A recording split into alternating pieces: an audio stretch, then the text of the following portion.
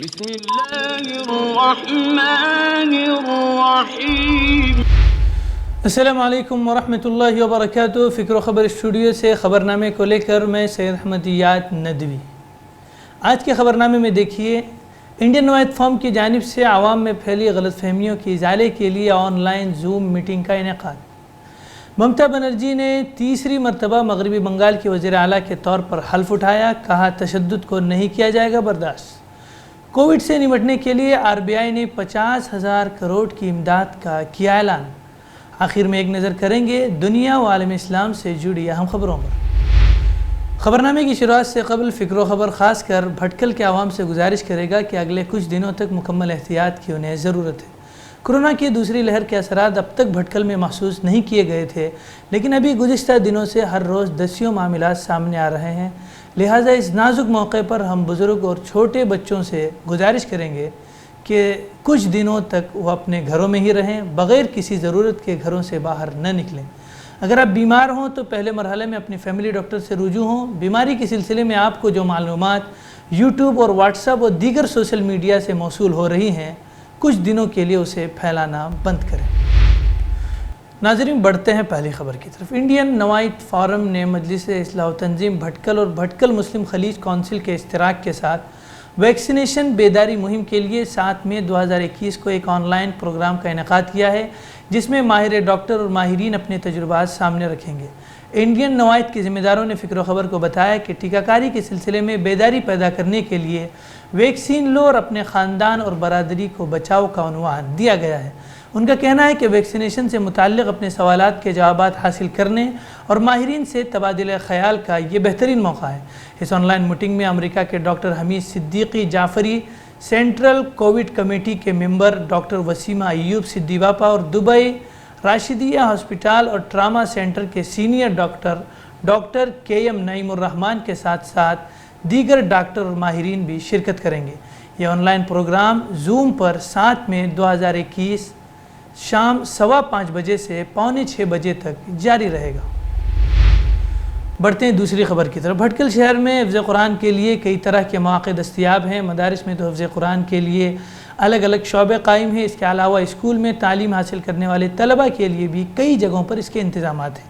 خواتین کے لیے بھی حفظ قرآن کریم کی تکمیل کے مواقع میسر ہیں۔ ان مواقع سے اب تک کئی افراد نے فائدہ اٹھایا ہے اور اٹھا رہے ہیں، اور حفظ کے خواہش مند طلبہ اور طالبات کے لیے بہترین مواقع ہو سکتے ہیں۔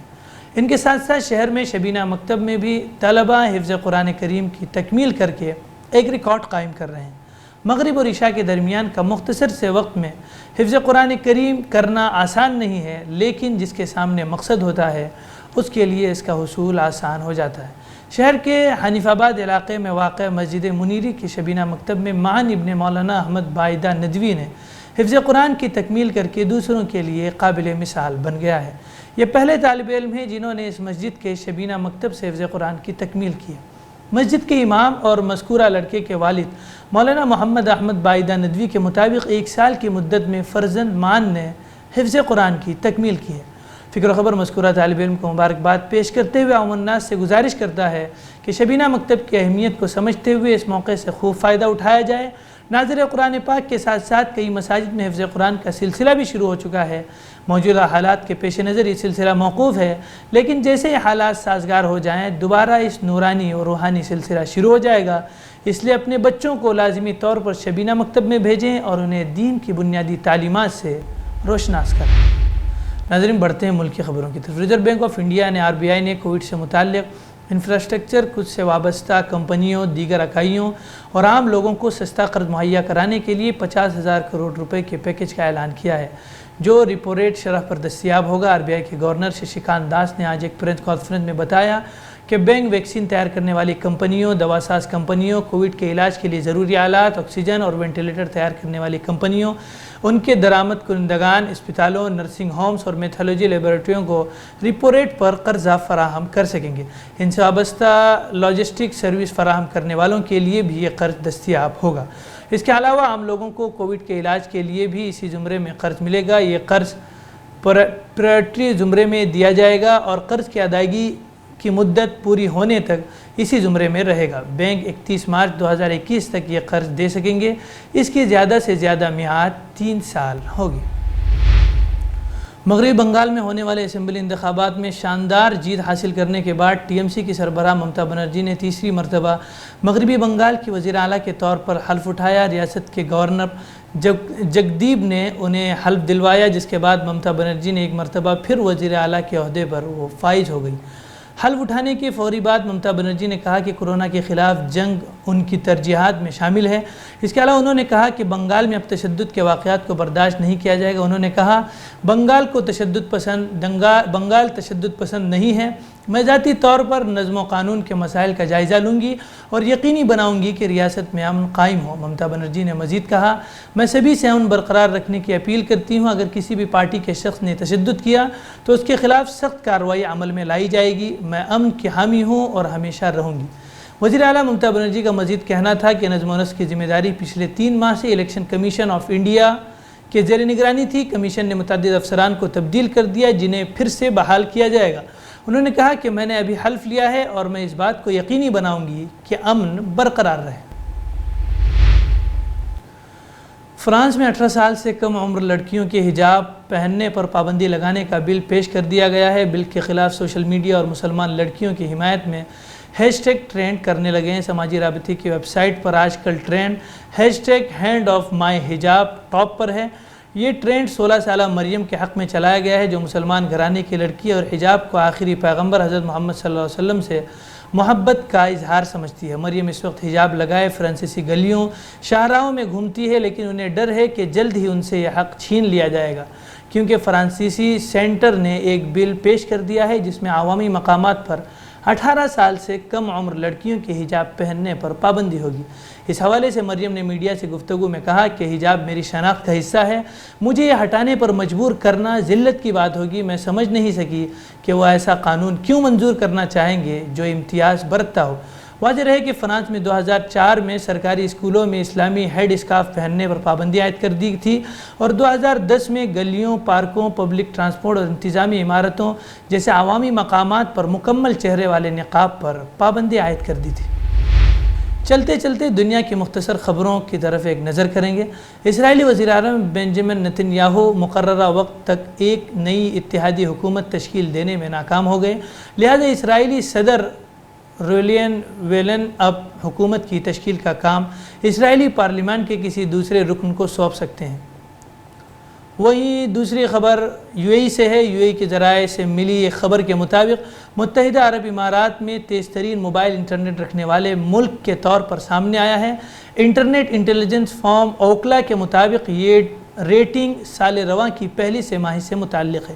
اس حوالے سے عرب نیوز کی ایک رپورٹ میں بتایا گیا ہے کہ متحدہ عرب امارات خلیج کے ان 3 ممالک میں شامل ہے جو اوکلا کی ٹاپ فہرست میں شامل ہے۔ ان میں قطر تیسرے نمبر پر ہے جبکہ سعودی عرب 5ویں نمبر پر ہے۔ اوکلا کی عالمی انٹرنیٹ اسپیڈ فہرست کے مطابق یو اے ای میں ڈاؤن لوڈ اسپیڈ 178.52 ہے، 52 MBPS ہے، جبکہ عالمی سطح پر یہ اسپیڈ 48.40 MBPS تک ہے۔ انڈیکس میں 135 سے زائد ممالک کا جائزہ لیا گیا ہے اور ماہانہ بنیادوں پر دنیا بھر میں انٹرنیٹ اسپیڈ کا موازنہ کیا گیا ہے۔ وہیں خبر امریکہ سے یہ ہے کہ امریکی صدر جو بائیڈن نے امریکہ میں کرونا ویکسین پروگرام کے حوالے سے نئے اہداف کا اعلان کر دیا ہے۔ صدر بائیڈن نے واشنگٹن میں کہا ہے کہ رواں برس 4 جولائی امریکہ کے یوم آزادی تک 160 ملین بالغ شہریوں کو کرونا ویکسین کی دونوں خوراکیں دے دی جائیں گی۔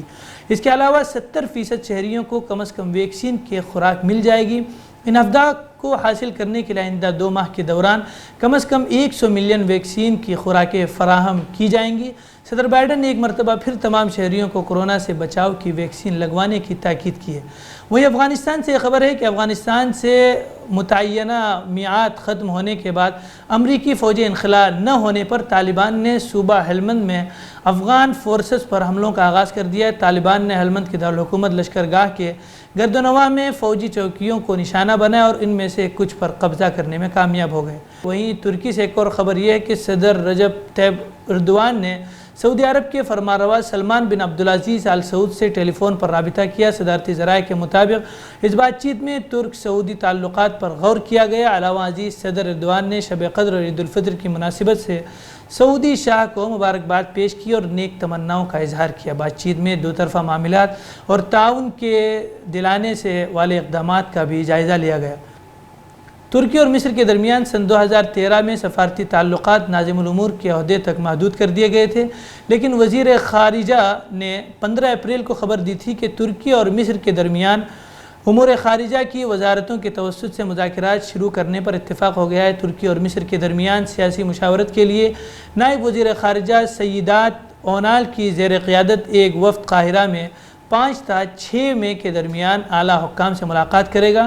ترک امور خارجہ کے مطابق ترکی اور مصر کے مابین ان مذاکرات میں دو طرفہ تعلقات میں بحالی کے لیے اٹھائے جانے والے اقدامات پر غور ہوگا، جن کی قیادت ترک نائب وزیر خارجہ اور ان کے مصری ہم منصب حمدی نواز کریں گے۔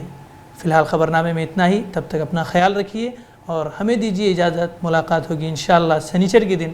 والسلام علیکم ورحمۃ اللہ وبرکاتہ۔ ہم سے جڑے رہنے کے لیے ہمارے چینل فکر و خبر ٹی وی کو سبسکرائب کریں، ویڈیو کو لائک اور شیئر کریں۔ مزید خبروں کے لیے لاگ ان کریں فکروخبر.com۔